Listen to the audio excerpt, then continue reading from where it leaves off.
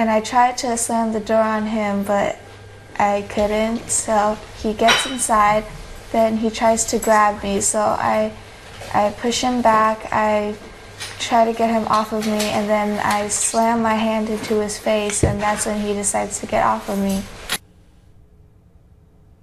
A 13-year-old California girl fights back and stops a sexual predator. The attack caught on surveillance camera. Police say the same man also tried to sexually assault another woman last month in the San Francisco Bay Area. Hello, I'm Ty Hernandez in New York. Let's get the latest from Matt Keller. He's with our San Francisco station KGO-TV, and he's in San Jose. Matt? Good morning, Ty. Yeah, police say this attacker is still on the loose. They call him bold, as he committed these crimes in the middle of the day. Now they want to stop him before he strikes again.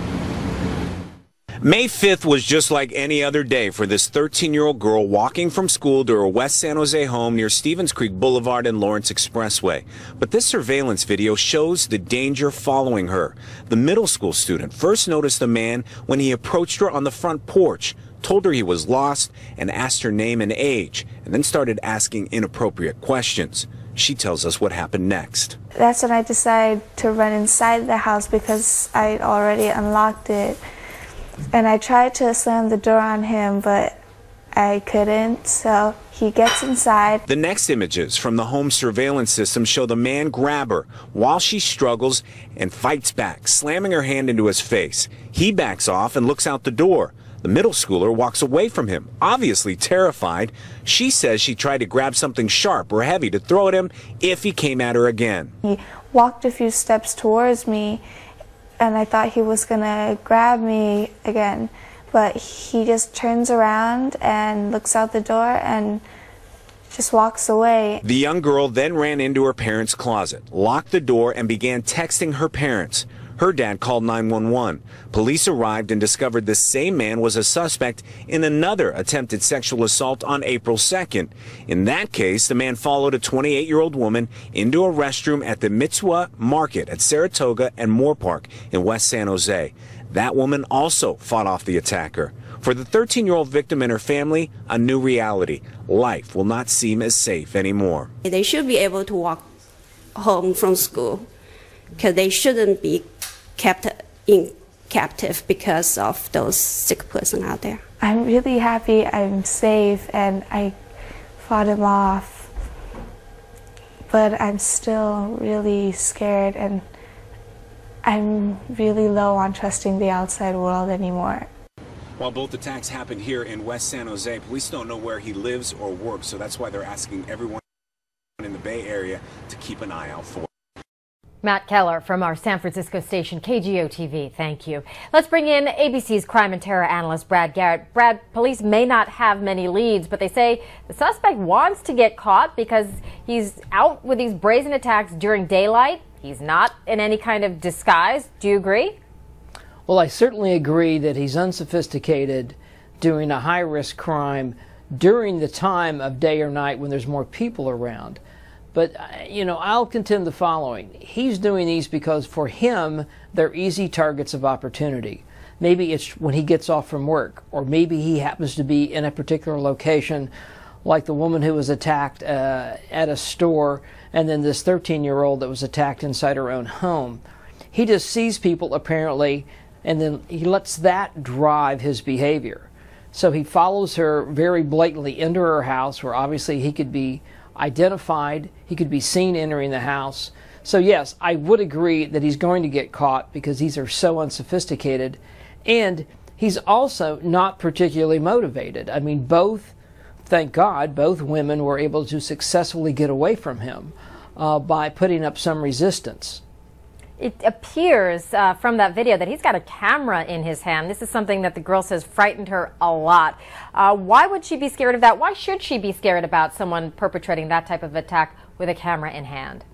Well, because I think he's trying to do two things. He's trying to capture whatever his fantasy is about what he wants to do, or his intentions with her or the other woman.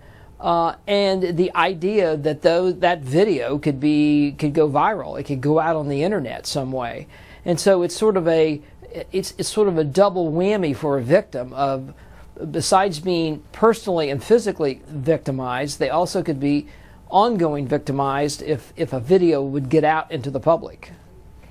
Speaking of video, we're talking social media here. This video of her defending herself is really making the rounds. How important is social media now for law enforcement in catching somebody?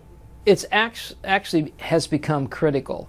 I mean, you've got decent shots of this guy, it appears, both at the 13-year-old's house and also where the 28-year-old was, the attempted assault occurred.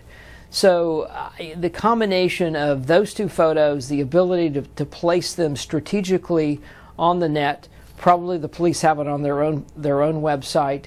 The police have been and FBI have been quite successful in identifying and locating people strictly from social media leads, because people can be anonymous. They can send a lead in saying that's Joe Smith and he lives at the following location, and then the police check it out and it matches and they've got their guy. So extremely important. We see in the surveillance video there's a point where she gets free, but she doesn't run away. She says she was actually looking for something to hit the suspect with. It worked for her. She didn't want to turn her back on him. But what do you advise people in these scenarios? Do you run away and risk turning your back on that kind of perpetrator? Well, the key is obviously to get away from them. But if you feel like you can't safely do that, then you have to make a decision. If you attack him, is he the type of offender that just inflames? Because there's a type of sex offender that if you resist them, they really will become physically aggressive with you and hurt you.